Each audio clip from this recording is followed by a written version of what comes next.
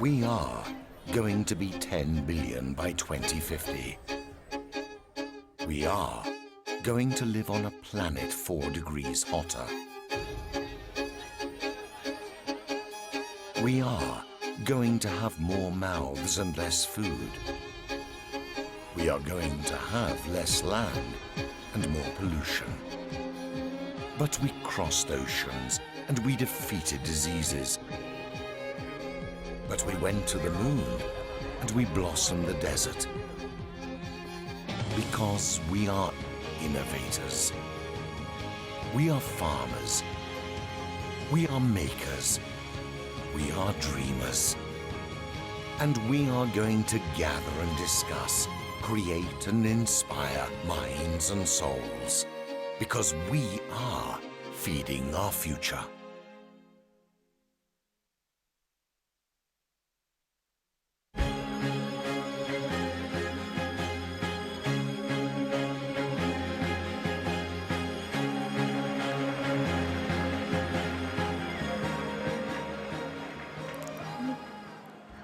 Hi, I'm Morgan Kendrigan. I'm an 18-year-old student who is incredibly honored to be here today. I wanted to start by telling you all that I was always raised around people who told me how important it is to finish the food on your plate. That taught me how crucial it is that we buy, cook, and eat what we need. This allowed me in the future to really understand why we have to appreciate food, and allowed me to listen to my teachers when they told me about the effects that it has on our body and in turn our planet. Now, as fortunate as I have been, I am fearful that many haven't been so lucky. Especially in a time when world leaders are closing their doors on sustainability. That is the moment that we must open ours. This is why we're here today, because in order to change that, we need more world leaders, more media outlets, and more people as fortunate as us to take this issue and speak about it with the weight that it deserves. We have to have a voice to tell people about the impact that food systems have on our planet. To show people that innovation gives us the chance to change not only our lives, but the lives of generations to come. I'm gonna leave you with this.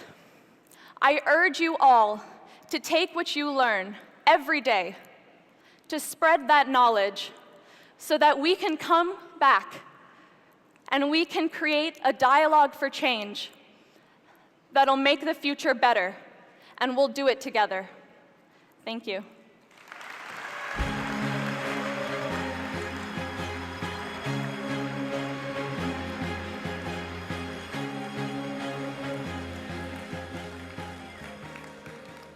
Buon pomeriggio.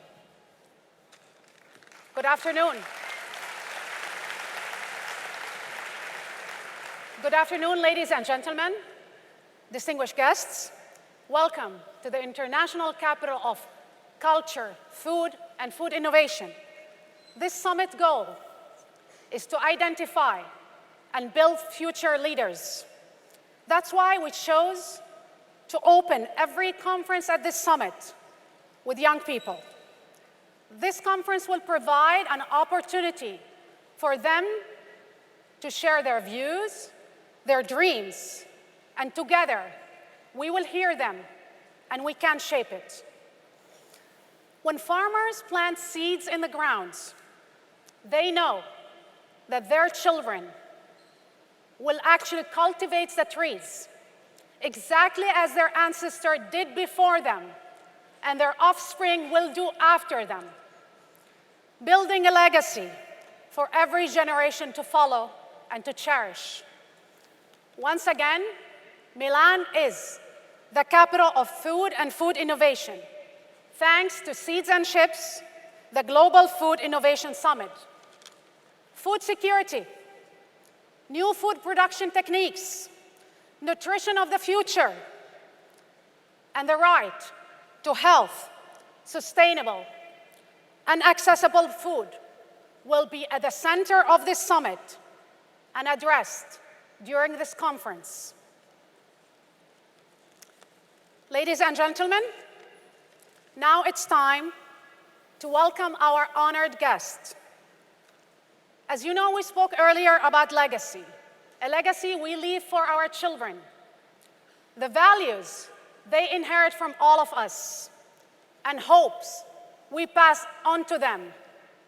For millions around the world, our speaker remains the very embodiment of hope and the symbol of the successful accomplishments that are possible when we begin with hope. He is simply the most transformative, inspirational, and successful leader of our lifetime. He inspired millions of people, generations, to take their destiny into their own hands, to change the world, and to get involved in the decision-making of their own future. He speaks a different language and paints a more optimistic picture of our future. He offers a vision of our world and for our children, where our differences are what unite us and what makes us one. A vision that transcends ethnicity, color, skin tone, gender, nationality, where our values in this vision is what bind us in humanity. I'm so in love with you that we, the people, through the instrument of our democracy, can form a more perfect union. Black, white, Latino, Asian, Native American, young, old, gay, straight, men, women. We need your enthusiasm, we need your energy, we need your imagination.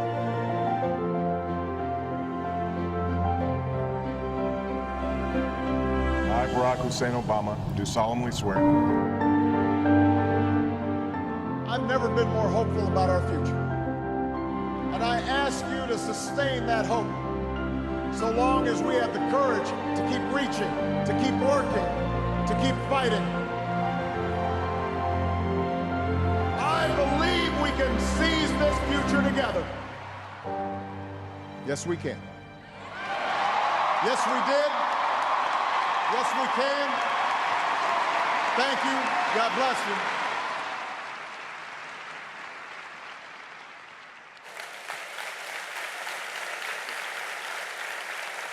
Ladies and gentlemen, signore, signori, please welcome the man that gave us hope, dreams, and made us become better people even. Please welcome President Barack Obama. Stand up. Thank you so much. Thank you. Thank you. Thank you. Was that good? Thank you so much. Grazie. Thank you.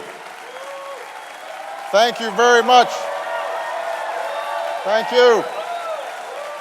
Thank you very much. Thank you. Please have a seat. Thank you. Good afternoon. I forgot my tie. Buon pomeriggio. Buon pomeriggio. Is that how you say it?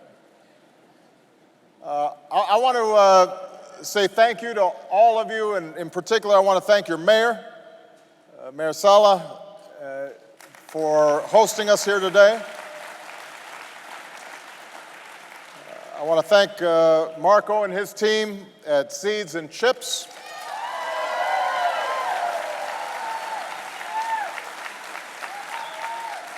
And the Global Innovation Summit. I also want to give some credit to your former Prime Minister, Matteo Renzi.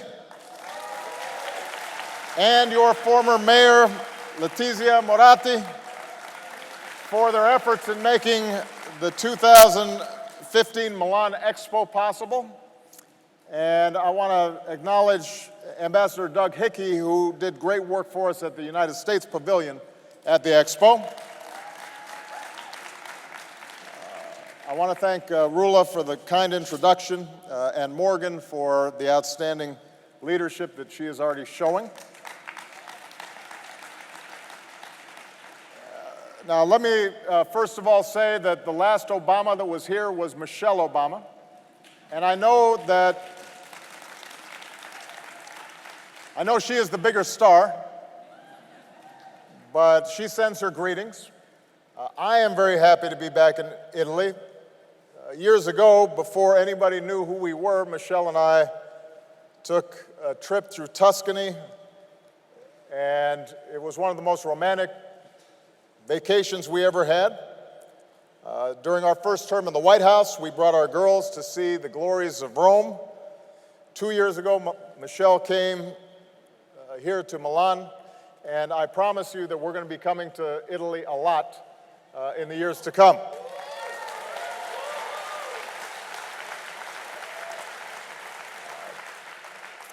I have joked before that although I don't have the good fortune of having Italian ancestry, I do have a name that ends in a vowel. I was raised in part by my grandmother, my nonna, so I feel a great affection for the Italian people. And the truth is, the United States would not be where it is today without the contributions of generations of Italian immigrants who often arrived with nothing and had to endure discrimination, but through faith and hard work and love of family, went on to succeed in every walk of life, and they made America better and stronger for it. And I think I can speak on behalf of all Americans when we say thanks to Italy for the incredible hospitality that you've shown our service members and their families in Italy over the decades. In a few moments, I'm going to be joined by Sam Cass, my great friend, who I've known for a long time. And he's become practically family to us. When I was in the Senate and Michelle was working as well as raising two small girls, Sam Cass came in and started cooking with us, teaching us how to eat healthier and making Michelle more relaxed, which made my life better. We ended up taking him with us to the White House, and he ended up helping to shape America's nutrition policy so that millions of young children could eat healthier meals. He changed America. He is actually the expert here today, so I expect that we're going to have a good conversation. But I do want to make a few points before we begin about the intersection of climate change and the global food system. During the course of my presidency, I made climate change a top priority because I believe that for all the challenges that we face, this is the one that will define the contours of this century more dramatically, perhaps, than any other. No nation, whether it's large or small, rich or poor, will be immune from the impacts of climate change. We're already experiencing it in America, where some cities are seeing floods on sunny days, where wildfire seasons are longer and more dangerous, where in our Arctic state, Alaska, we're seeing rapidly eroding shorelines and glaciers that are receding at a pace that is unseen in modern times. Now, over my 8 years in office, we dramatically increased our generation of clean energy. We acted dramatically to curtail our use of dirty energy, and we invested in energy efficiency across the board. In Paris, working with people like Matteo, we helped to lead the world to the first significant global agreement for a low-carbon future. But here's the thing.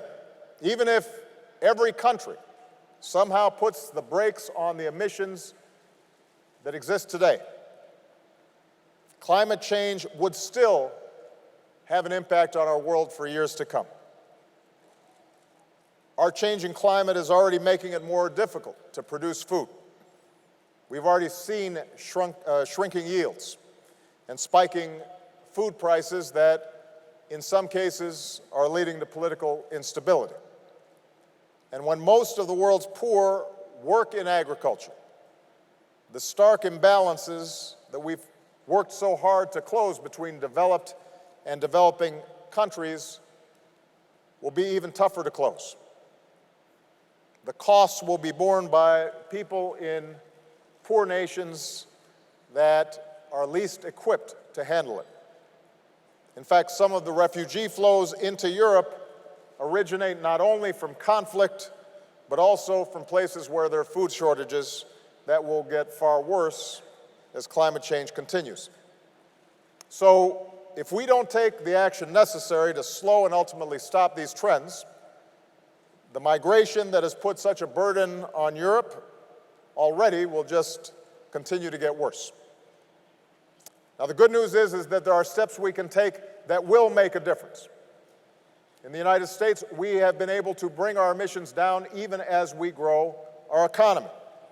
The same is true in many parts of Europe. And there is an added bonus to acting on climate change because our existing food system is, in fact, a significant contributor to climate change. Food production is the second leading driver of greenhouse gas emissions, second only to energy production. And if we don't change course, the World Bank predicts that by 2050, agriculture and land use change may account for as much as 70% of global greenhouse gas emissions. But as I said, we have already identified ways in which we can address this challenge. We know it's possible. Emissions from food production and agriculture are still growing significantly, and with the world's population expected to reach 9 billion by the middle of the century, now is the time for us to act. The path to a sustainable food future will require unleashing the creative power of our best scientists and engineers and entrepreneurs, backed by public investment and private investment to deploy new innovations and climate-smart agriculture. Better seeds, better storage, crops that grow with less water, crops that grow in harsher climates, mobile technologies that put more agricultural data, including satellite imagery and weather forecasts and market prices, into the hands of farmers so that they know when to plant and where to plant, what to plant, and how it will sell. All these things can help to make sure that food security exists in poor countries, but it can also help us assure that in producing the food that we need to feed the billions of people on this planet, that we're not destroying the planet in the process. Now, part of this is also going to be wasting less food, especially in the United States, where we can waste up to 40%, especially when nearly 800 million men, women, and children worldwide face the injustice of chronic hunger and malnutrition. We have to create a food culture that encourages a demand for healthier, more sustainable food. Sam was a leader in this, working with my wife Michelle in their Let's Move program. And in fact, by working with schools, businesses, and local leaders across America, Let's Move actually helped bring down America's obesity rates for our youngest kids for the first time in 30 years.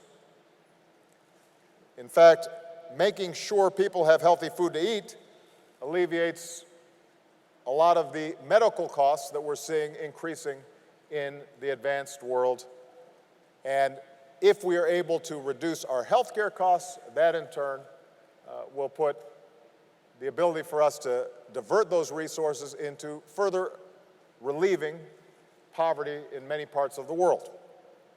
When families get the nourishment that they need, we see education outcomes rise, we see healthcare costs fall, we see economic activity improve, and when in the United States, the #1 disqualifier for military service is obesity, we might even be able to strengthen our security as well.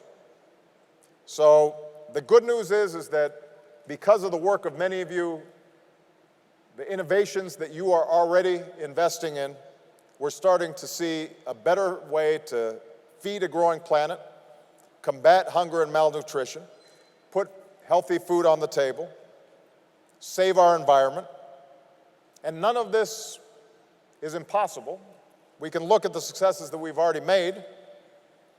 In just the past decade, the number of undernourished people in the world is down by more than 160 million.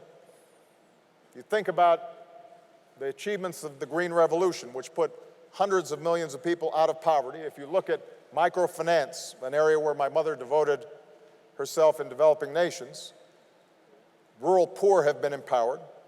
If you look at the expansion of education, especially for girls, the power of vaccines to eliminate smallpox, to reduce the incidence of measles and pneumonia, we've saved lives of hundreds of millions of people worldwide. If you look at the progress we've made with HIV/AIDS, which has brought us to the point where we can, for the first time, imagine the real possibility of an AIDS-free generation, all this tells us that if we seize the future, there's nothing we cannot do. I do not believe that any part of the world has to be condemned to perpetual poverty and hunger, and I do not believe that this planet is condemned to ever-rising temperatures. I believe these are problems that were caused by man, and they can be solved by man. We can unleash the change that reduces hunger and malnutrition. We can spark the growth that will release nations from poverty, and we can reverse the tides of climate change and usher in a smarter and more sustainable world. And I'm found quoting the words of Dr. Martin Luther King Jr., who believed that there is such a thing as being too late. When it comes to climate change, the hour is almost upon us. If we act boldly and swiftly, if we set aside our parochial interests in favor of the air that our young people will breathe and the food that they will eat and the water that they will drink, if we think about them and their hopes and dreams, then we will act, and it won't be too late. And we can leave behind a world that is worthy of our children, where there's reduced conflict and greater cooperation, a world marked not by human suffering, but by human progress. That is what we have to work on together. And when I listened to Morgan in the introduction, it's young people like her in particular that give me great confidence that we will succeed.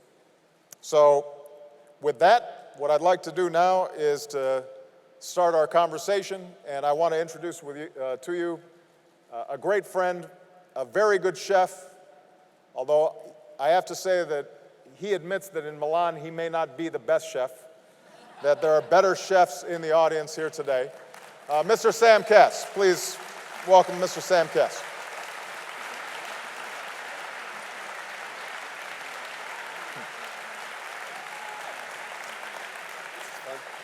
Come on.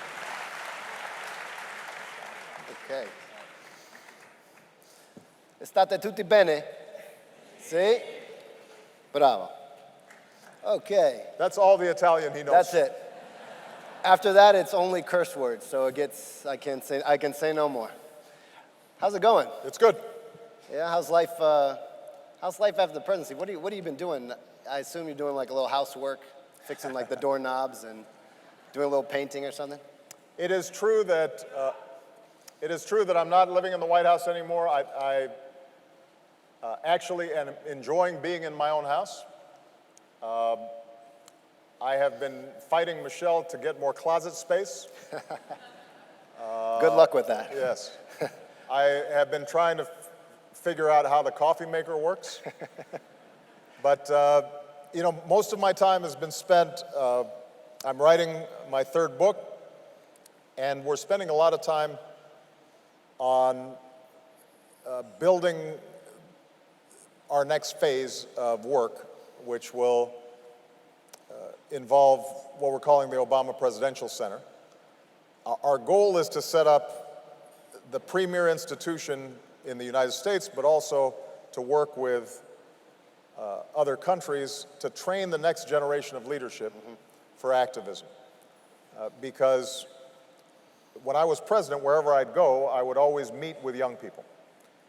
And it would always give me energy and inspiration to see how much talent and sophistication and optimism and idealism existed among young people in the United States, here in Italy, all across Europe, all across Asia, Africa, the Middle East. The problem is, so often, young people's voices aren't heard, and when they want to get involved in issues, they don't know how, and they don't have the tools. So Matteo and I and others have been talking about how we can create an effective network of global activists, some who are in politics, some who are in business, some who are in journalism or working for NGOs, and provide them the tools, the training, the networks, the relationships, the funding, so that they can be even more effective. And that's probably what I'm going to be spending most of the next 10 years on, because you notice I have a lot of gray hair now. People always ask me, oh, Mr. President, you know, we need you and we want you involved. And I'm happy to get involved, but the greatest thing I think I can give is to make sure that somebody who's 20 years old, 21, 25, who are ready to make their mark in the world, that I can help them so that they can take it to the next level. Yeah. So when you,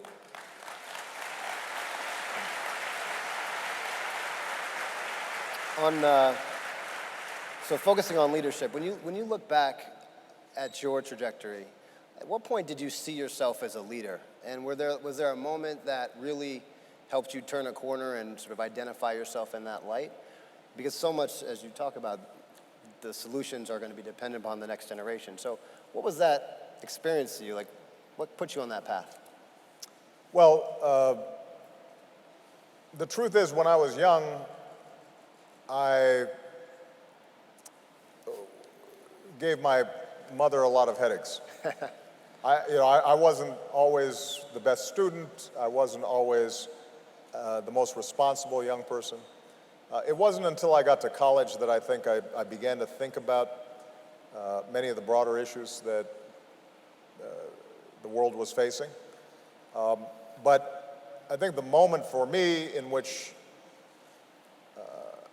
I started to understand leadership was when I moved to Chicago. As you know, I had been inspired by the civil rights movement, and I wanted to be involved in some way in bringing about change.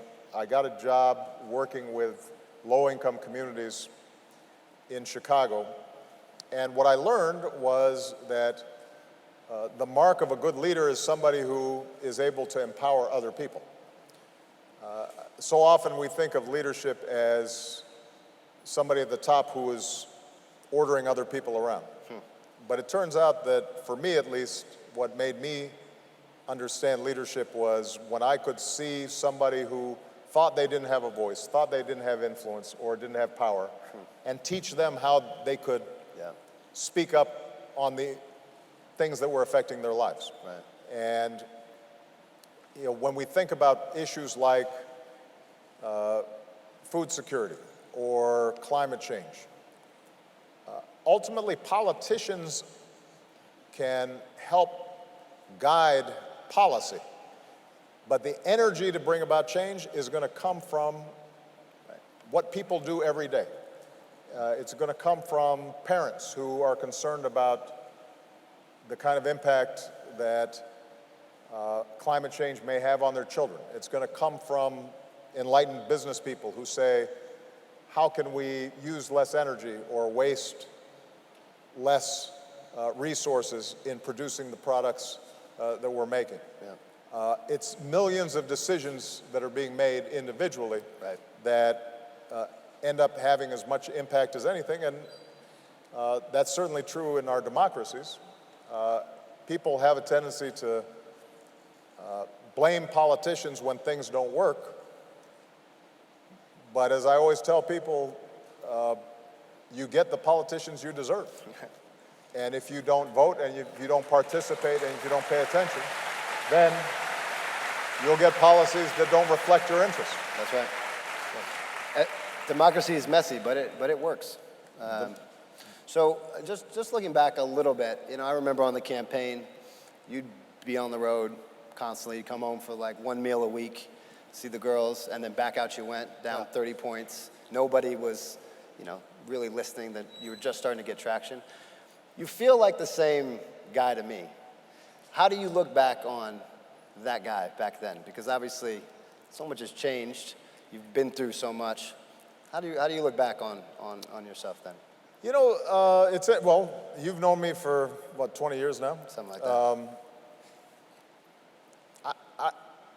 I think the people who know me best would say I have not changed much. Yeah. And I'm happy about that. You know, one of the dangers of being in the public eye, being in the spotlight, being in positions of power, is how it will change your soul. Yeah. Does it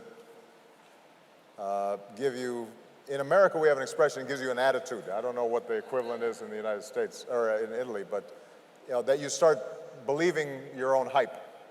You start believing that you deserve all the attention. Right. I actually found that I became more humble the longer I was in office. Yeah. But I also think that I became less fearful. You know, when you are young, you feel like you have something to prove. And sometimes you worry about making mistakes. Mm-hmm. Once you've been president of the United States, then A, you've made a mistake every day. B, everybody has seen when you fail. Large portions of the country think you're an idiot. And so, but it's a liberating feeling when you suddenly realize, okay, I'm still here, I still wake up every day, and I still have the opportunity to do some good.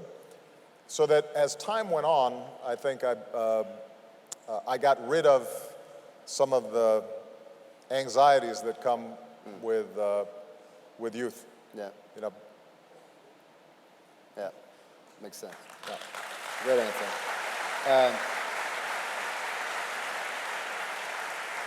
So one more on looking back. I think I know the answer to this. Everybody wants to know what you miss about the White House. I'm curious about what you don't miss. Oh, well, that's a long list. Yeah. You know, the hardest thing about being the President of the United States is it is unique in its isolation. I was speaking to Matteo and former Prime Minister Monti is here as well, a great friend. And you know, the burdens of leadership are true in any country, but in part because of the security apparatus around a U.S. president, you live in what's called the bubble. And it is a very nice prison. So you don't have the freedom of movement to be able to just take a walk or to sit at a cafe, because there's always the security concern around you. I don't miss that. Yeah. Now I am only captive to selfies.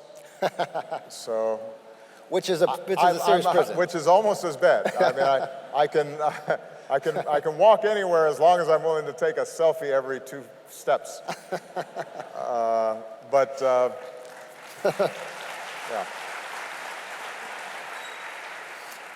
Okay, let's talk a little bit about climate. Mm-hmm. You know, you've poured over the research and the science. What are the stats or facts that most compel you and articulate sort of the gravity of the situation? Well, this is a very sophisticated audience, so I won't tell you anything that you don't know. 99% of scientists who study climate change carefully, or study the science of climate carefully, will tell you that it is indisputable that the planet is getting warmer. And the only real controversy is how much warmer will it get? Yeah. So there's really no controversy that the planet's getting warmer, that human activity is contributing to the warming of the planet. And what is also the conclusion of almost every scientist is that if the planet warms at the far end of potential estimates, that it would be catastrophic. At the low end, it will still be very disruptive. So just to give you an example, I was born in Hawaii, so I love the ocean, I love water. Even if we do not see any further additions to carbon in the atmosphere, which is obviously unrealistic, we are already almost certainly anticipating a 3-foot rise in the oceans. I suppose I should speak in meters here in Italy. I have to do a quick conversion, but It's a lot. you're looking at a meter at least in the rise of ocean levels, even if carbon did not increase. At the high end, it could be 10 feet or 16 feet. Now, a huge portion of the human population lives along the oceans.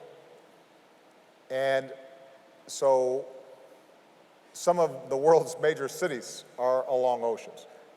The amount of disruption that could occur just from ocean levels rising is enormous. If you think about monsoon patterns in the Indian subcontinent,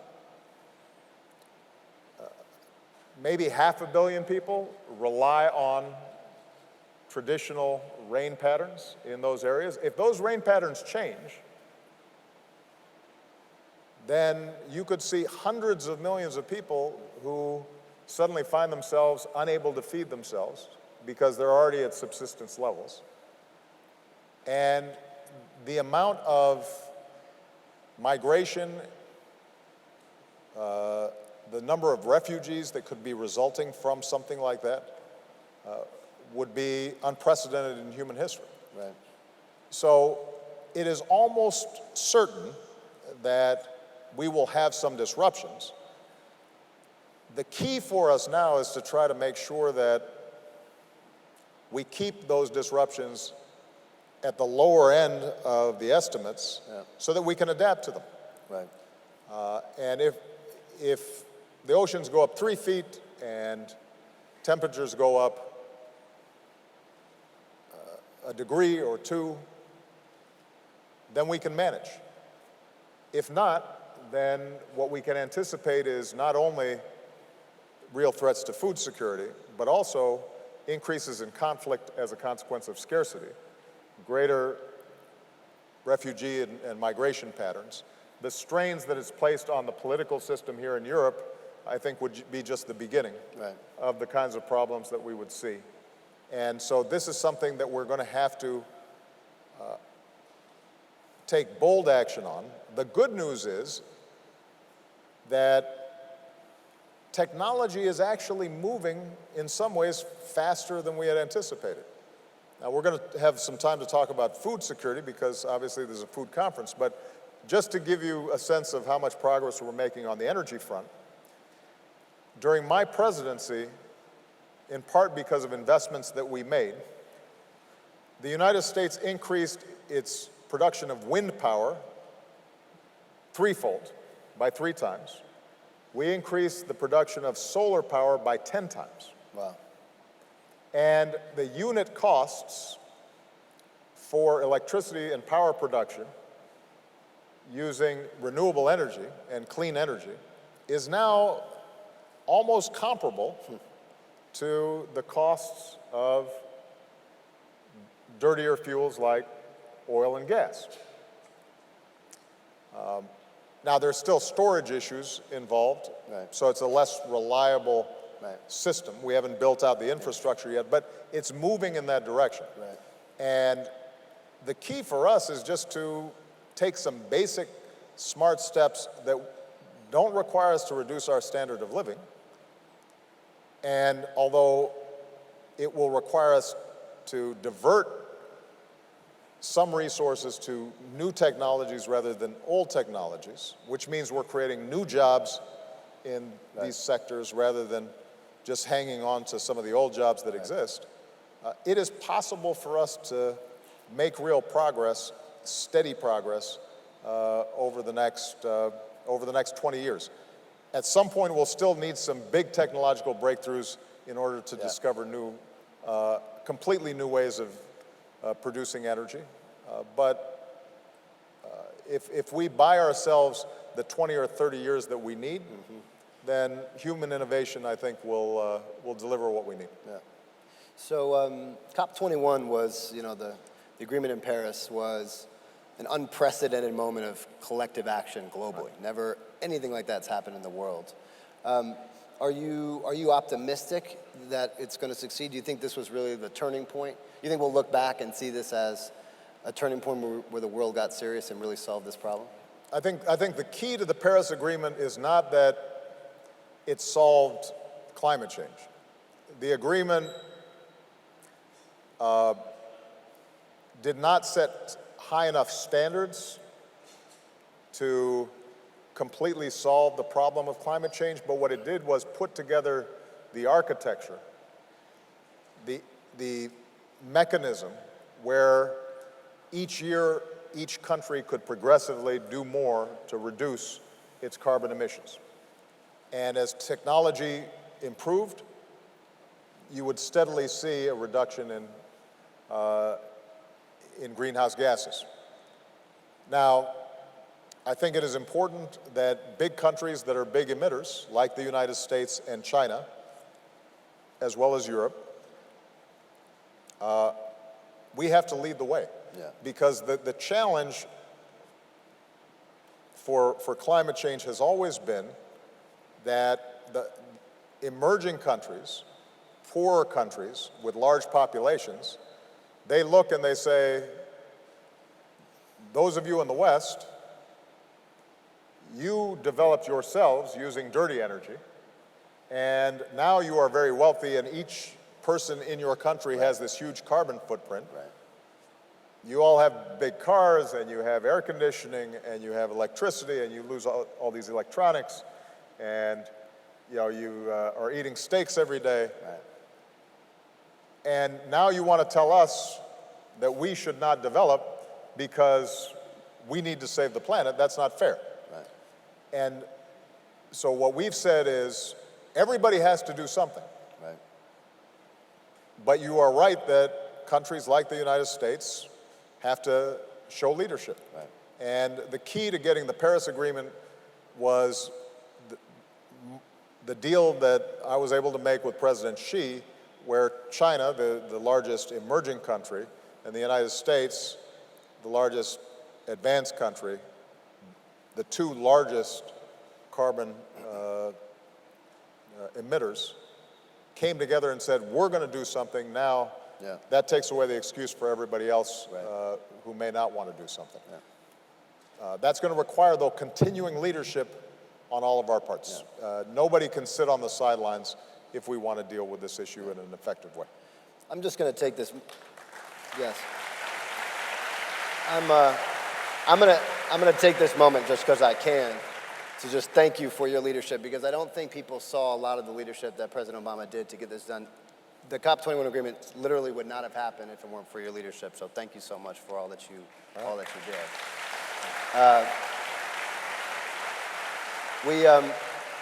The United States has been sending some mixed signals, though, on where we are in terms of leadership on climate change. You know, what's your message in terms of where you see the United States going in the future on these issues? Well, look, obviously, the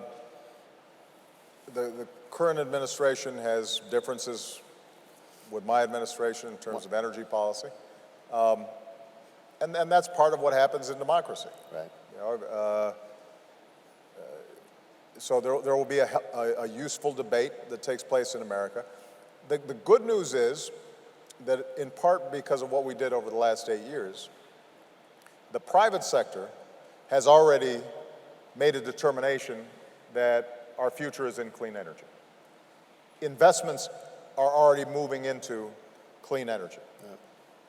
Yeah. And you know, automakers have already started thinking about how do we improve fuel efficiency. Those things are locked in now into the economy. So although because of the current debates that are taking place in Washington, it may be that some of the steps we put in place move more slowly than they otherwise would have. Mm-hmm. But I'm confident that the United States will continue to move in the right direction. I'll just give you one example for those of you who are not as familiar with the U.S. market. The Trump administration made a change. We had set some very aggressive standards for fuel efficiency in cars. Some of those the automakers adopted, but some of them were slated to take place in the future and were subject to change by the current White House. But here's the thing, California makes its own fuel emission standards, and California is the largest market for cars in the United States. So even if the rules change in Washington, there's no U.S. automaker that can afford to produce a car that is not fuel efficient enough to be sold in California. Right. And so that's what I mean about how many of these issues are already being determined at the local level by business investors, by engineers who are making decisions now about planning for the future. Right. And it makes sense from an economic point of view.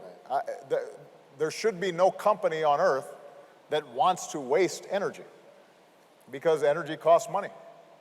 And if they can find ways to be more energy efficient, that will reflect itself in their profits. Yeah. And what we've tried to do is create market incentives that have unlocked some of the progress and innovation that needs to be made in the energy sector.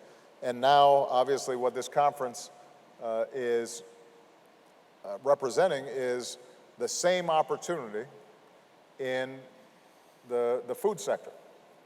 Because, as I noted in my remarks, although we've made real progress in becoming more efficient on the energy side, not as much as we need to, but we've become more efficient. Yeah.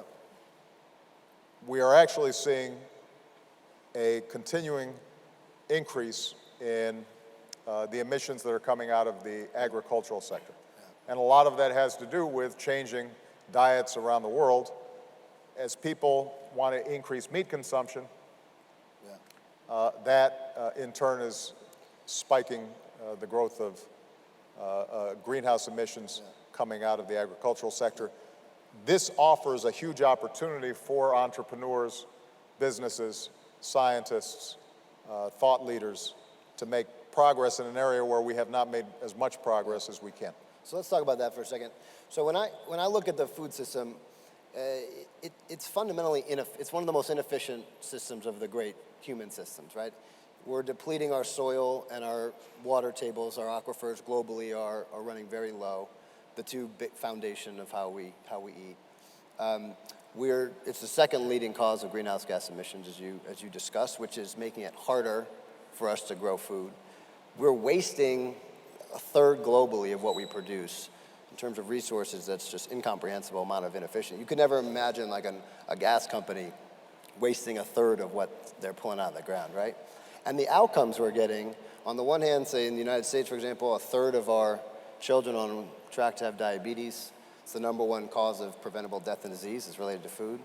And globally, we still see massive amounts of malnutrition and hunger.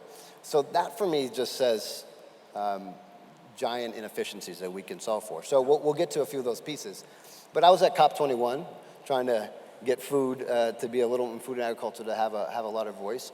But like pretty traditionally, the vast majority of what I heard was about energy. Very little about food. Why do you think food hasn't been a bigger part of the focus when it comes to climate? Well, part of it is that we haven't publicized in the past the impact of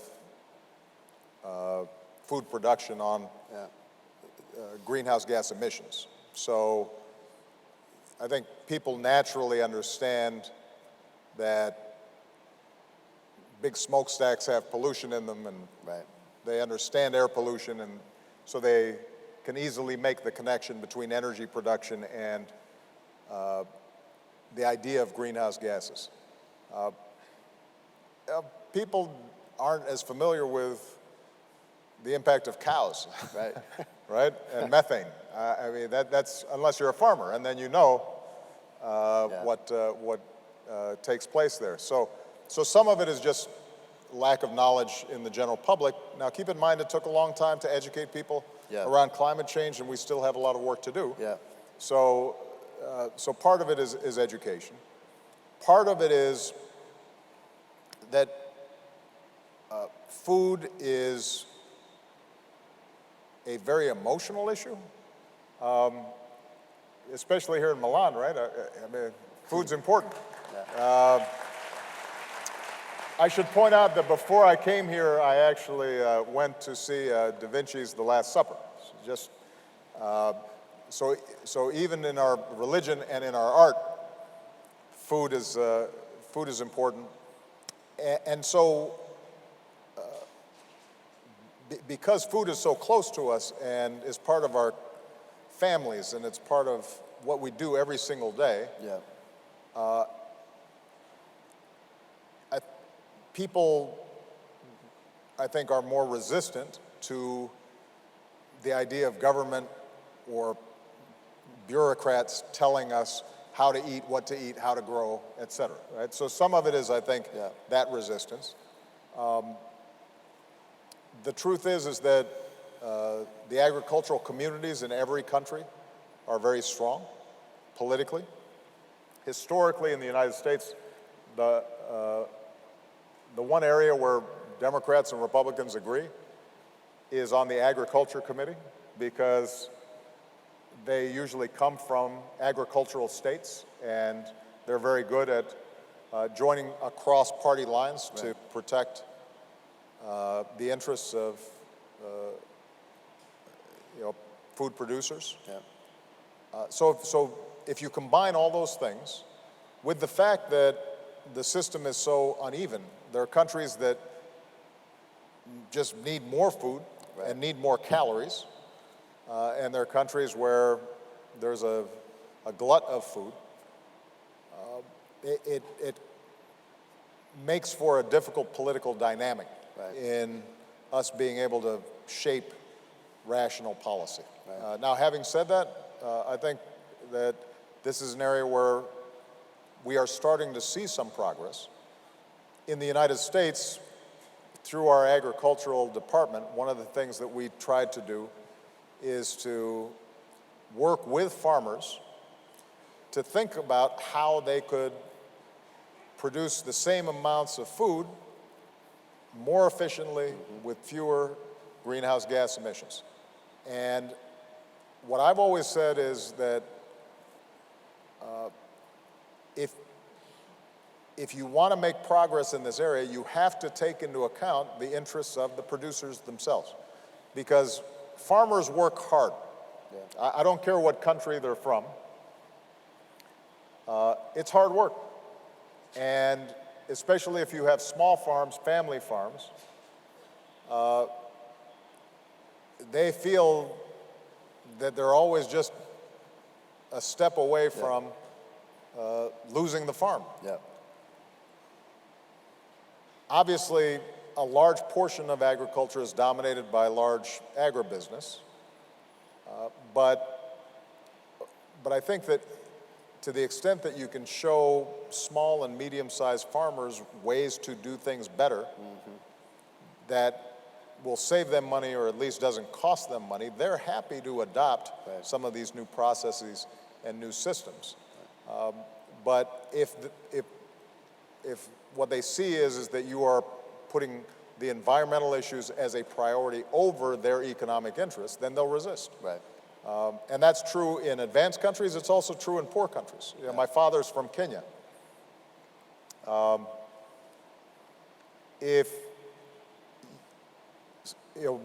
first time I visited, I was speaking to some conservationists who were very upset because some of the game parks were being encroached upon by either the Maasai with their cattle, or by subsistence farmers who were slashing and cutting down the ecosystem. And my sister, who's from Kenya and I think has a less romantic view about animals and game parks, she said, well, if all the money of the game parks is going to the tour agencies in Nairobi and not going to the farmers right next door, then of course they're not going to care. But if they see some incentive, some economic interest in helping to conserve this land, then they'll participate. And that, in fact, has been the case where you've seen success in conservation. It's because you brought in the local farmers and you taught them how this is better for them. So that, I think, has to be a top priority. If we're going to be successful, we have to engage producers. We also have to engage consumers. Yeah, that's where I was just about to go. Because we do hear a lot about climate-smart agriculture, sustainable agriculture, but in the end, farmers are growing food to feed people, and it's a very interwoven system. And I think we have to really start talking about climate-smart eating if we're really going to unlock that potential. So the biggest driver in emissions from ag is beef. Now, you and I love a steak. I've cooked you thousands of steaks, probably. Well, I don't know about thousands. Well, hundreds, maybe. I've been cooking for you for 10 years. Hundreds of steaks. I'm trying to count. I don't think there are thousands, but... It's been a long time. But what is true is I am not a vegetarian. Yes. I respect vegetarians, but I'm not one. I'm not one of them. Yeah, neither am I. No. But do you think that has to be a part of the solution? Is changing, what we're actually eating, just not how we're growing it? Well, for those of you who are not familiar, Sam worked with my wife to promote healthy eating, and most of the impact that you had was not legislation. It wasn't laws that were passed, but it was just raising awareness with parents about what unhealthy eating was doing to their children. And I think the key from a consumer perspective is just giving people good information. Now, the challenge we have is that, I lived in Indonesia when I was young, and in Southeast Asia, in South Asia, in Africa, currently meat consumption is so low in a lot of communities that the gap between meat consumption there and in the United States, for example, is as much as the energy use in those countries per capita and what it is in the United States. So no matter what, we are going to see an increase in meat consumption just by virtue of more Indians, Chinese, Vietnamese, and others moving into middle-income territory. That doesn't mean that we can't teach, you and me to have a smaller stake Right. for our own health. It doesn't mean that we can't make progress in educating the advanced world about the need to reduce, just for dietary reasons, the amount of meat that we can consume at any given meal, particularly if it's wasted. Yeah.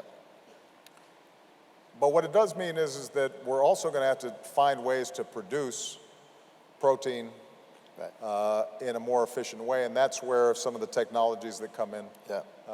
at this conference, I think, will be really, really important. Yeah. So just you just mentioned it briefly to touch on it before we move on to sort of health and technology. We do waste an insane amount of food. In the United States, it's 40%. The average American family is throwing away $1,500. The average family, so that's a lot of money for them. Do you think this is just endemic to who we are in the Western world to waste this kind of food, or do you think this is something we can make some real progress on? No, I think we can make progress, but part of waste has to do with commerce and how things are packaged and how things are sold. Yeah. And I think an area where technology and innovation can make a huge amount of progress is in the equivalent of what happened in manufacturing, where you just have smaller inventories, so you wait until you need the part before you use it and you don't have to store as much. The same is true, I think, in food. Part of the problem is that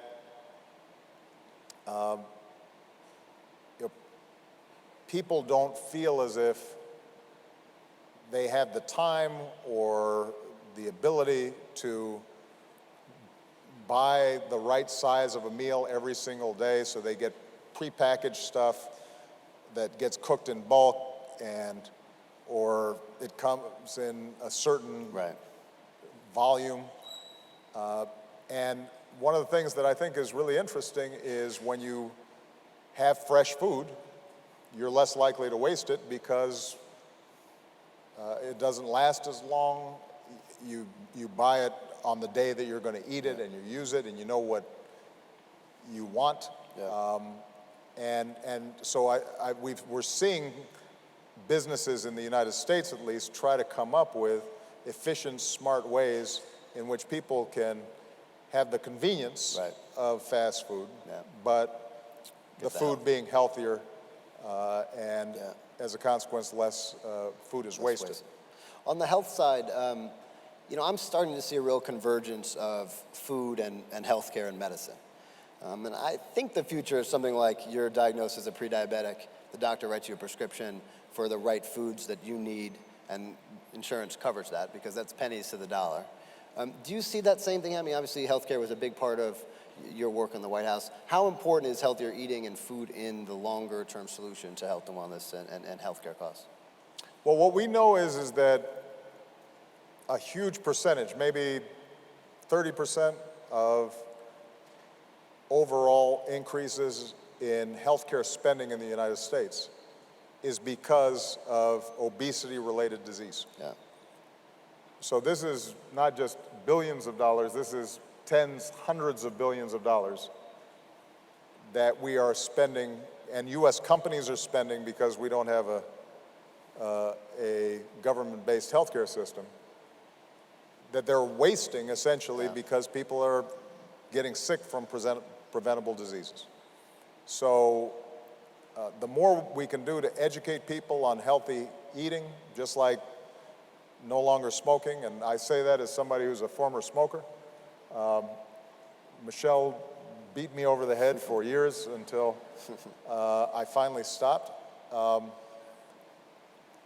If you can prevent diseases, that obviously saves a lot of money in the healthcare system. That's the place to start. You are right that during my time in office, one of the things that I'm fascinated by is this idea of personalized medicine. Yeah.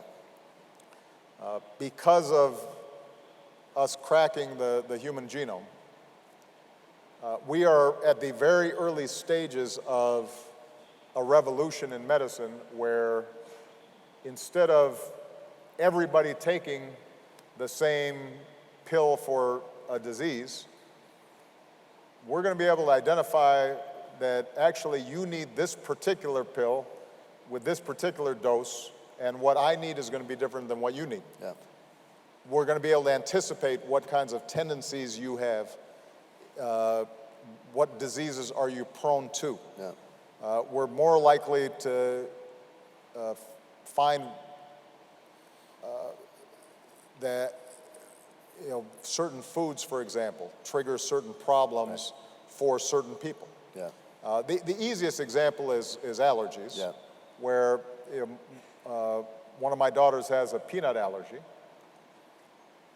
but she's now going through a process at Stanford University where she's being evaluated for each nut, the kind of allergy she has, how bad it is, and they're able now to determine protocols whereby if she takes a little bit of nut protein in a pill each day, slowly her allergy is eliminated. And so those kinds of precise diagnoses are going to be taking place. It's working too. All across medicine. Now, I think that how that translates into people's eating habits, we don't yet know, because a lot of people eat not just for health, we eat because it tastes good. Yes. I was at a dinner last night, and I can't say that all the desserts that were served were good for me. Even if you had told me that this is not good, I think I still would have eaten them because they were very good. They were delicious. So, and we don't want to create a society in which you can only eat things that are good for you. Who wants that? Yeah, I mean, once in a while you should be able to just eat because it tastes good. But I do think that at least each individual is going to have more information about their own their own tendencies and to be able to optimize what's best for them. Yeah. And that's a huge area for innovation and over time improved health and ultimately cost savings because people are getting sick less. Yeah, you just said something that I think is really important, especially for the entrepreneurs here, which is that if it doesn't taste good, it's not a future that any of us want, number one, or that I think is going to work. I mean, if we don't have a delicious future, what's the point of this, right? So I think that's a critical point. So before we get to the technology part, just one last question on health. Watching your wife, Michelle, do her thing and have her impact, what did you learn from her as you watched her go about her business? Because she's just been one of the most effective leaders any of us have ever seen.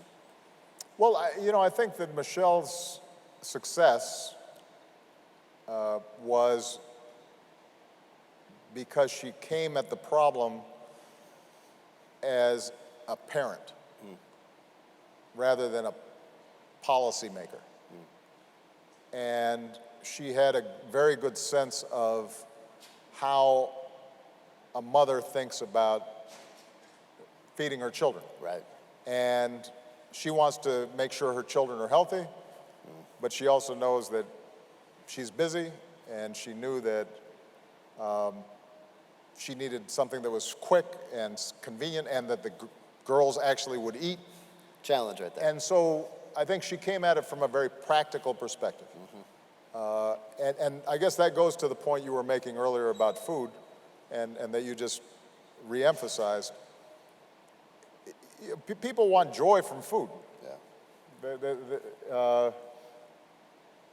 There's some elite athletes who they eat just as fuel. And, they're taking, I need 5,000 calories, and so they just get boiled eggs and, soy milk, and that's all they eat all day long. But that's not how most people are going to think about food, because it's a social and a cultural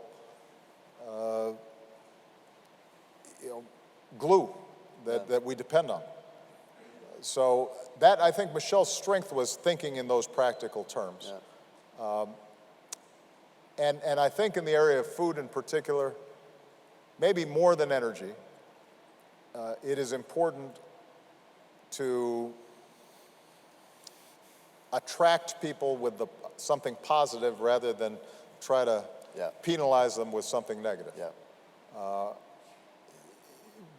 Because I think the average person is not going to be happy if the government is telling them what they are eating or what they're drinking or how they're supposed to live in something that is very personal and very intimate to them. Yeah. All right, to focus a little more on technology for a minute, as you walk around the floor, there's just amazing innovation happening, all from agriculture and precision agriculture all the way through to consumer products, goods, and smart kitchens and all kinds of stuff. I think one of the emerging technologies that, from my vantage point, holds the biggest potential to transform how we eat is gene editing. Not GMOs exactly. It's actually, manipulating the current genome of a seed to enhance nutrition, reduce water needs, all these, and it's cheap and easy, and now could affect everything we eat. What are your thoughts on that technology? Are these the kind of tools that are going to be vital to solve these problems, or do you think what we have now is enough? Because people are just starting to wrap their heads around these kind of emerging technologies. Well, look, this debate around genetically modified foods is, I know, a very controversial one. The approach that I took when I was president of the United States is in the same way that I would let the science determine my policies around climate change. I try to let the science determine my attitudes about food production and new technologies. Mm-hmm. And precisely because, as I said before, people are very sensitive about food and what they're feeding their families, I think it's okay for us to be cautious about how we approach these new technologies and genetic modifications. But I don't think we can be closed off to it. I don't think we can be closed-minded to it. The truth is that humanity has always engaged in genetic modifications. Right? The rice we eat or the corn we eat or the wheat we eat does not look like what corn or wheat or rice looked like 1,000 years ago. And that's because humanity continually learned from experience, and once the scientific revolution took place and the Renaissance took place, we started realizing that we could not just discover things by accident, but actually put in place systems of discovery and the scientific method. So we can't stop now in discovering new things. I do think we have to have some safeguards in how we approach it. Part of what Sam was referring to is the technologies around gene editing, gene splicing, all those mechanisms to change the fundamental ways in which life organizes itself. That's advancing very quickly, and it's very cheap. The barriers to entry are not as high as they used to be. Yeah. And so thinking about how we do this in the food context in an appropriate way, in a controlled way, to make sure that we get the benefits without the unintended consequences, that is an appropriate area for policymakers to examine and work with industry and work with science to figure out. Yeah. But I don't think that we can just cut it all off. Yeah. And the GMO debate that took place in the United States as well as here in Europe, I worry a little bit that sometimes the conversation has just gotten cut off, as opposed to let's see what the facts are. But again, you understand where the distrust comes from. There was a time when the tobacco industry assured us that cigarettes were great for you. Right. And there have been times where pharmaceutical companies said that something wasn't harmful, and then it turned out that they had been doctoring and manipulating the data, and people were severely harmed. So, and when it comes to genetic modifications, what we also have to look at is how is it going to impact in the broader environment. But it's here, it's going to come anyway. So we might as well make sure that we have a smart discussion about how we proceed, how we think about it. And I think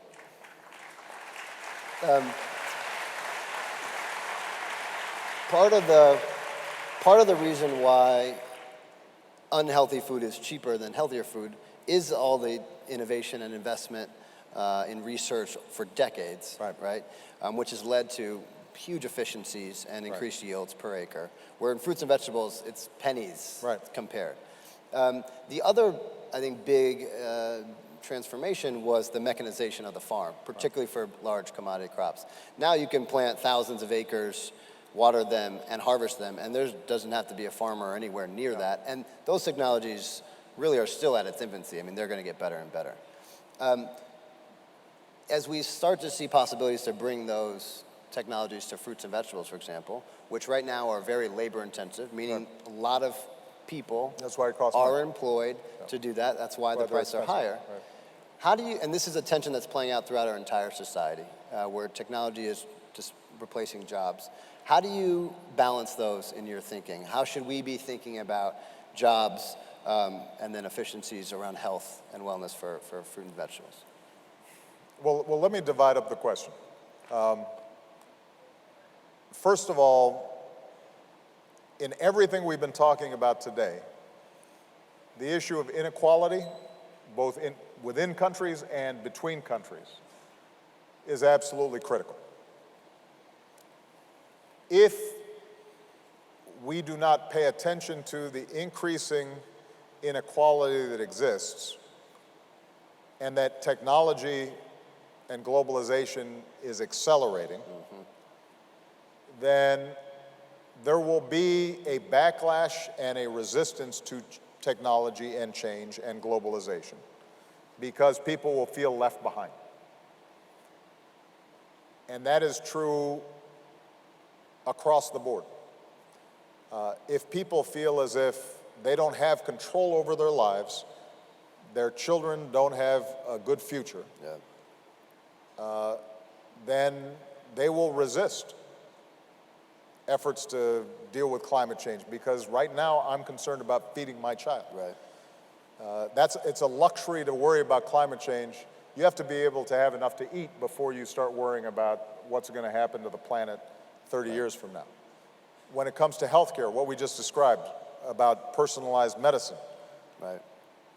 if we start getting to a point where the very wealthy are living 10 years or 15 or 20 years longer than poor people in the same country because they can't afford those same technologies, you will see massive disruptions through the political system because people will find that completely unjust, and they will be right.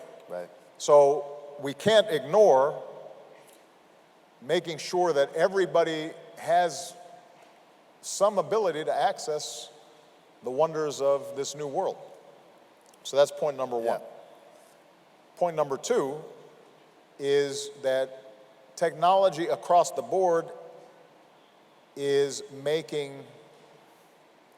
many sectors of the economy far more capital intensive, far less labor intensive. We saw it in manufacturing, but it is now moving through the large portions of the service and managerial sectors as well. This is going to be a major problem in the advanced world and over the long term in the developing world as well. It's one of the things I worry about most, and that is the nature of work. Because what work does is it does not just provide income, it also provides people a sense of dignity and status in their society.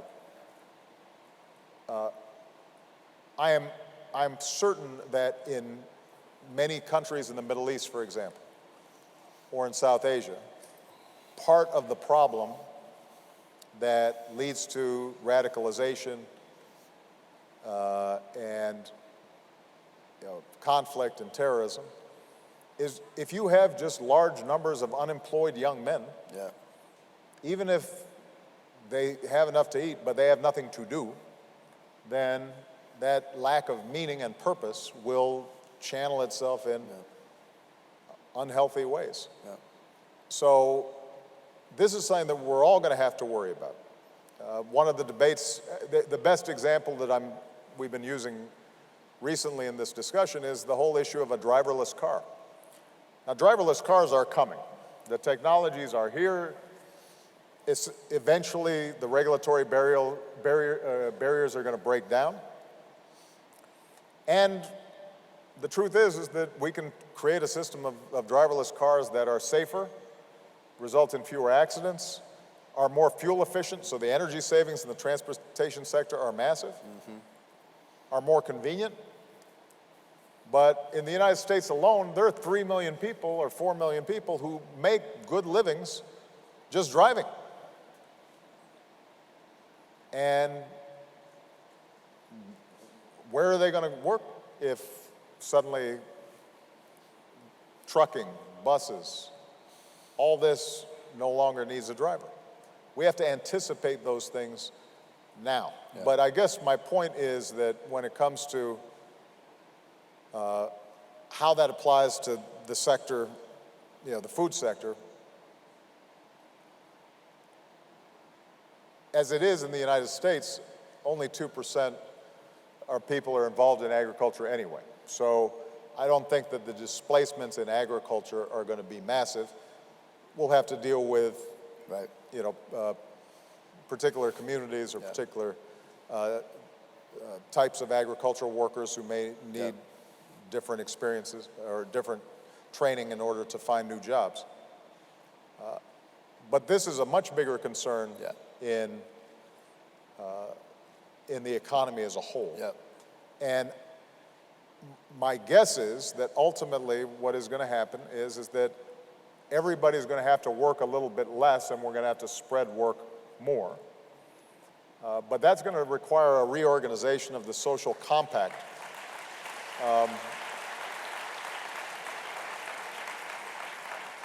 That requires that we change our mindset about the link between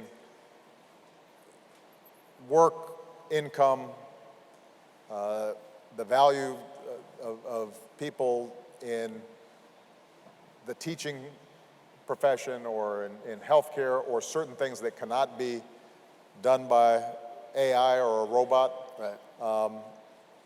And one of my goals as president, not entirely successful, but I think one of the goals of every leader of every country right now is thinking about that time 20 years from now or 30 years from now where technology will have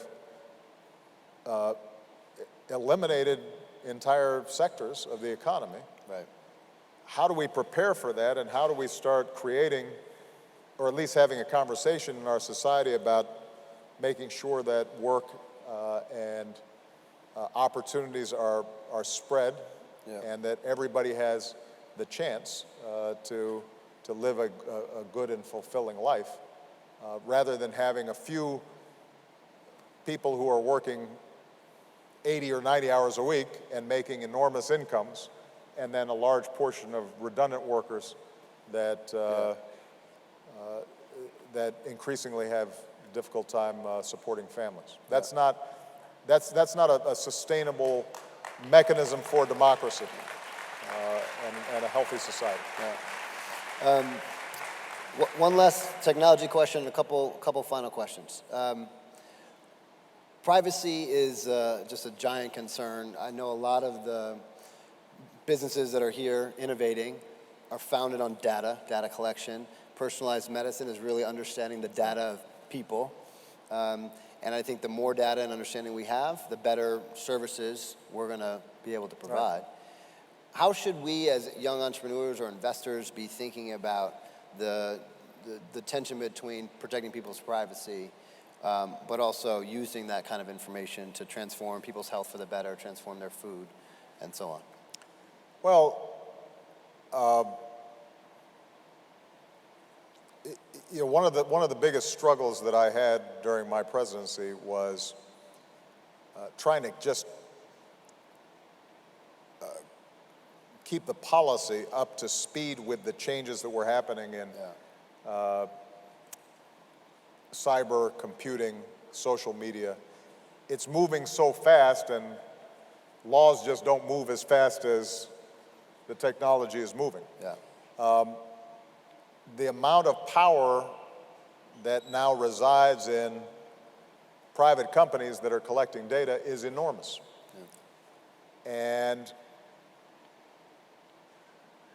people want government to protect their privacy, but they're also suspicious of government intruding on their privacy. And companies are resistant to giving up data, particularly if they can commercialize it. It's useful for them to be able to sell more stuff to their customers. So it's a difficult problem. I think the most important thing here is the consumer. Mm-hmm. And if, as a consumer, I know that you are collecting my data and I know what it's being used for, then I can choose to participate or not participate in whatever service or product you're providing. If I don't know, and then you're selling it to somebody else and I'm getting a whole bunch of advertising coming over my phone, then that's different. And so I think that at a minimum, the baseline has to be consent and consumer awareness. Yeah. And I think a lot of companies don't always do as good of a job as they need to be doing in making sure that people understand how their data is being used. But you're absolutely right that this is going to be more and more relevant because companies are collecting more and more data. Yeah. And from a government perspective, it's going to put pressure on a lot of governments because, as I said before, if you want government to help police and prevent bad actors from stealing your data, hacking into your bank accounts, et cetera, then that means that the government has some capacity to do things within the cyber world. And if you don't trust the government with that capacity, right, then it's hard for them to do their jobs. Right. And what we've tried to do is create partnerships with the private sector, provide guidelines, but again, as much as possible, make sure that consumers are the most important check on how companies use their data. Yeah. And I think it's important as we move forward for people to feel as if they do own their data. Yeah. In this whole issue of medicine, one of the big debates is who owns the data? Right. Right now, many research facilities, hospitals, they will take samples and data from patients, use them without necessarily the patients understanding exactly how their data is being used. Yeah. And so we've been developing laws over the last several years in the United States about what it means to own data, and it's going to be more important when, for example, we start wanting to get genetic samples from a wide range of folks to determine what kinds of diseases are responsive to certain types of treatments. Right. Our ability to participate in those studies, but do it knowingly, saying, I'm giving my data freely because I know that this is going to be used properly. Yeah. Creating structures to do that, I think, is going to be very important. Yeah. Okay, we could sit here and do this all day. Last couple questions. You started your trajectory as a community organizer, advocating on behalf of people trying to make change. And then as you worked your way up from state senate to president, you've been on the receiving end of a lot of advocacy. Talk to me about what effective advocacy looks like. Maybe what are some of the mistakes that advocates make that actually have made it harder for you to achieve the goals that you're trying to do, that they're pushing for? Well, we have an expression in the United States, the squeaky wheel gets the oil. So it's certainly true that politicians and governments respond to people making some noise and making demands, and sometimes if certain groups have not been heard before, they have to get the attention of those in power. But I think the biggest mistake sometimes that is made by activists, and when I was an activist, sometimes I made this mistake, is once you've gotten the attention of people in power, then you have to engage them and have sensible ideas for what we're going to do about the problem that you've identified. So you've got to do your homework, and you have to have facts. Right. And you have to be willing to compromise and not expect that you're going to get 100% of what you want, because at least if you're in a democracy, then your demands may clash with the demands of someone else. And so I think it's very important to be willing to put pressure on government and government officials and draw attention to issues, but it's also important to have concrete solutions that you're proposing, and to be able to take half a loaf if you can't get a whole loaf, and then try to make more progress after that. The second thing that I think is increasingly important is how to shape public opinion. What's changed most drastically in I think, government and politics and social movements over the last 20, 30 years is just the nature of the internet and social media and how fast it moves. And some of it is very good and some of it's not very good. It is very important, I think, for progressives and people who are interested in issues like climate change or inequality or the environment or whatever it is that you care about, to find effective ways to speak to the public and to change public opinion. Abraham Lincoln used to say that with public opinion, there's nothing I cannot do, and without public opinion, there's nothing I can do. And I've learned that firsthand myself. So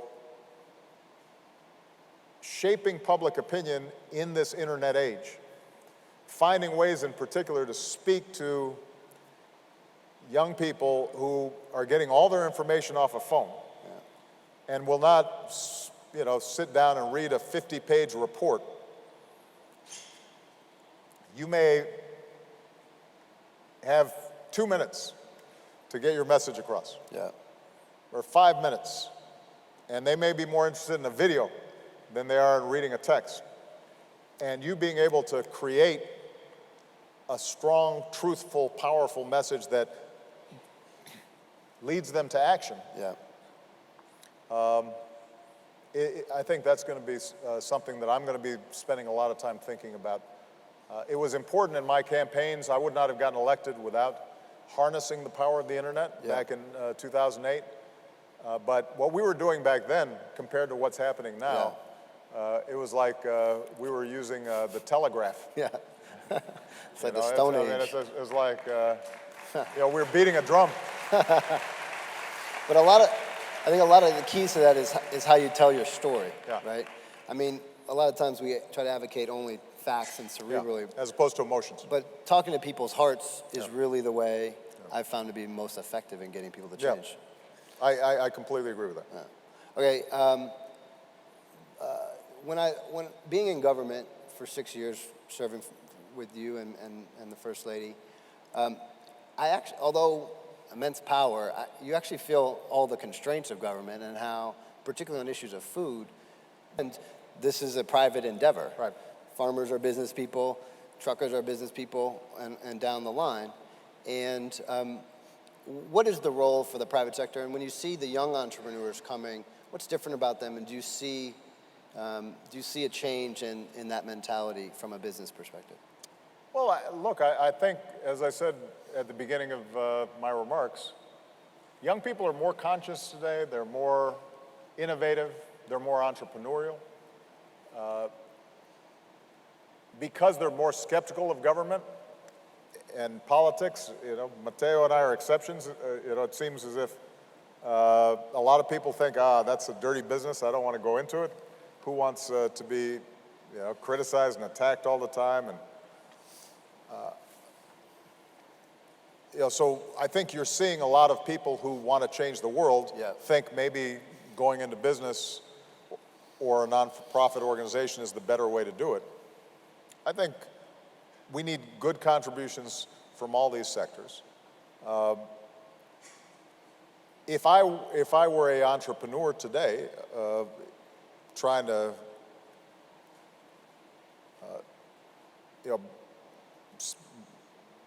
make money and sell my products or services, I think it is worth understanding, though, this youth market. They want to do the right thing too. Right.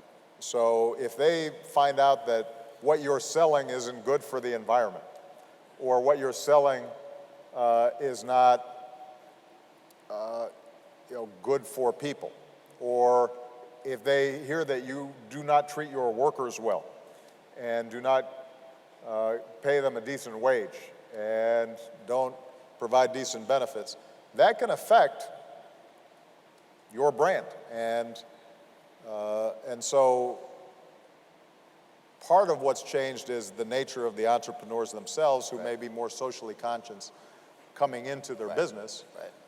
But part of what's changed is, even if you don't care about these issues, your customers care, and you've got to be paying attention to that. That gives me a lot of hope. It should make you hopeful. Yeah. I noticed that we have two questions on the screen, and then I've got to go home and have dinner with my family. Yes. So. All right. So we Right, have. so They're kind of the same. I don't know what's for dinner though tonight. Hey, you're on your own, man. I can't help you there. I'm staying here and having dinner here tonight. Yeah, exactly. I'm not stupid. Okay. Food for All from Joshua, age 13, from Italy. He asked, and I'm going to ask the question 1 and question 2 because they're similar. I often hear about people not having enough to eat, and it makes me feel really bad. What can I, as a 13-year-old, do to make changes that will help bring food to everyone? And Cole and Parker, age 7, they're from Idaho, but have spent a lot of time here. They're asking about feeding the planet. President Obama, we are so excited to be with you here. We're only 7 years old. What can we do to help feed the planet? And we love you. See there? So you can see that these young people, they're already thinking about how they can do some good. Well, Cole, Parker, Joshua, I think the most important thing you can do right now at your age is to act locally. Wherever you live, I guarantee you that there's some hungry people there. And for you to talk to your parents or talk to your school and to start organizing some program to help feed people who are hungry and in need, that's something that you can do even when you're 7 years old, and you can make a real difference. The effect that you can have on your schoolmates and your friends and your parents when they see that you care, you'll be, no matter how young you are, already making an impact just in your local community. Yeah. I think long term, the biggest thing we can do to help feed more people around the world is, goes back to the old saying that instead of giving someone a fish, teach them how to fish. You know, I was speaking to the former mayor about the work she's doing with African entrepreneurs. One of the things we did with our food security program in Africa is really just focus on how do we empower small farmers to think more like entrepreneurs. You know, how can we just provide them small capital loans or give them better market information or have them move a little bit up the value chain just so that they can make a little bit more money, create more yields, and if you see increased incomes for the 7 million or so farmers that we helped the first few years that we did this, you're now creating a new middle class in those countries, and they in turn then will start employing more people. And that in turn will create more food production. There are emergency situations in places like Somalia or Ethiopia at any given time where we just have to get food there to save people right now. But I think in the developing world, the most important thing we can do is to teach people how to be self-sufficient. The other thing that we're going to have to do is to make sure that we don't burn up the planet, because there's no point in us having made all this progress in teaching people how to grow more food for themselves, but then suddenly weather patterns are so severe that everything that they learned, everything that they invested their time and energy and hopes in, suddenly are destroyed. And that's going to require the involvement of everybody. So Cole and Parker and Joshua, the other thing you're going to have to do is make sure you talk to your parents about turning off the lights when you go into rooms and making sure you're not wasting energy at home and food. Turn down the air conditioning if it's making things too cold inside your house. But it's the spirits of young people like these three that make me convinced, even if sometimes things don't go exactly as we want or the world seems as if it's moving in a wrong direction, it reminds me that history never moves in a straight line. Over time, it moves in the direction of justice. All right? Well, listen,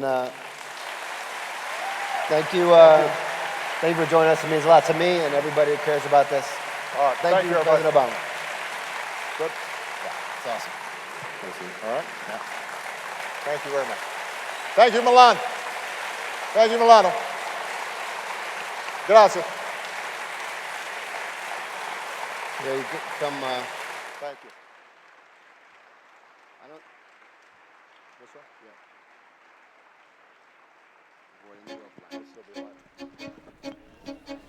Yeah. We are going to be 10 billion by 2050. We are going to live on a planet 4 degrees hotter. We are going to have more mouths and less food. We are going to have less land and more pollution. But we crossed oceans and we defeated diseases. But we went to the moon and we blossomed the desert. Because we are innovators. We are farmers. We are makers. We are dreamers. And we are going to gather and discuss, create and inspire minds and souls. Because we are feeding our future.